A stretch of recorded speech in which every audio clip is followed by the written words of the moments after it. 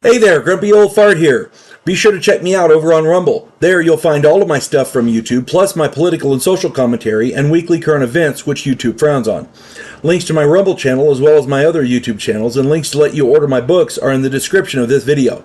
If you enjoy my content, please like, subscribe, share, and comment. I welcome your comments, even if you disagree with me. Now, on with the video. Hey there, Grumpy Old Fart here. I'm doing an Advanced Dungeons & Dragons monster video on the Tentamort. But before we get into this video, I'd like to tell you about a new book that I just got published called The House Off Farrago Road. It's available on Amazon.com. The author's name is H.L. Anderson, that's me. And it's just a fun story about a house where the denizens are not quite normal. Mythological creatures and supernatural forces commingle with modern-day law enforcement and the criminal underworld. If the quirky weird piques your interest, check out The House Off Farrago Road. Alright, now, on with this video. The Tentamort. This creature appears as a 2-foot sphere with a number of small tentacles, along with 2 large tentacles.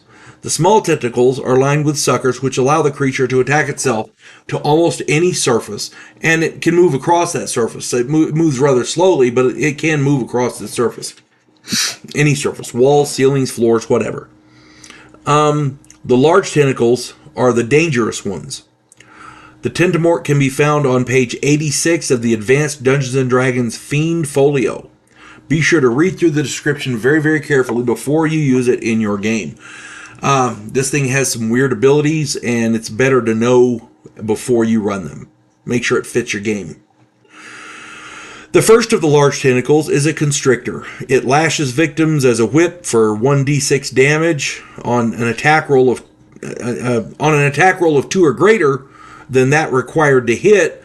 This tentacle wraps itself around the victim, pinning its arms to its side, and will automatically constrict for 1d6 damage each round until either the tentacle or the victim is dead. So in other words, the first tentacle, you roll to hit, and if it hits it, it'll whip them for a d6 damage. No problem.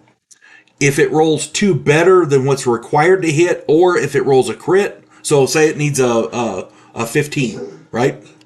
So if you roll a 17 or better, or a natural crit, then this thing will wrap around and constrict for a d6, and you don't have to roll to hit anymore. That's just nasty. The other tentacle is the really bad one, though. It has a 6-inch hollow bone needle attached to the end of it.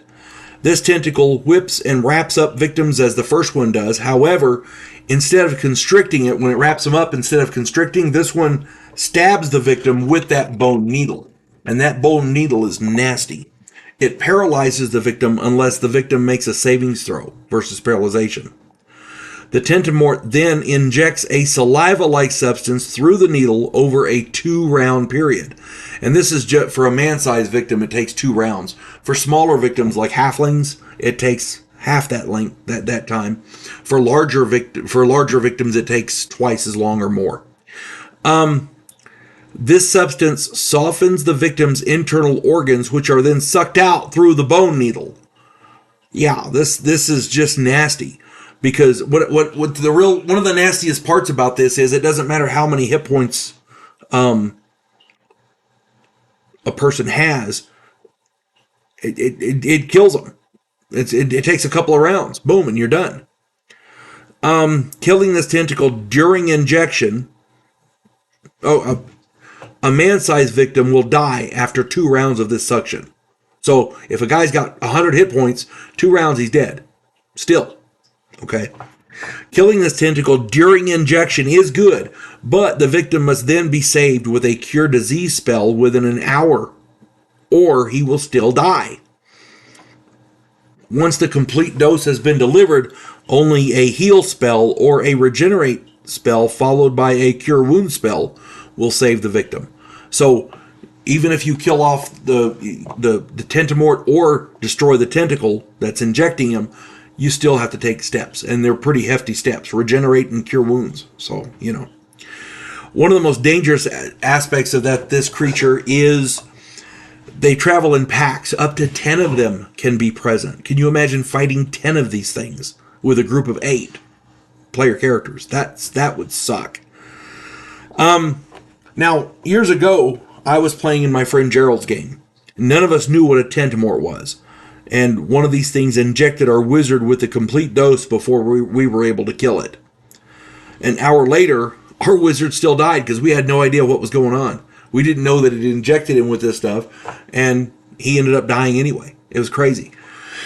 He was upset with us, but what the hell were we supposed to do? We didn't know. Nobody knew at that time. So, you know. At any rate, these things can be quite dangerous. Be sure and check them out before you put them in your game. And as a player character, yeah, it might not be a bad idea to read up on them. Hope this finds everybody well. I hope everybody has a Merry Christmas. You folks have a good one. God bless one and all. Clarissa Lowe, a historian from the future. Delmore Kane, a Civil War veteran turned outlaw. This oddball pairing faces a conspiracy of epic proportions spanning the centuries. If you like action and adventure westerns with a splash of science fiction and fantasy, check out my book series Drifters and their ongoing adventures.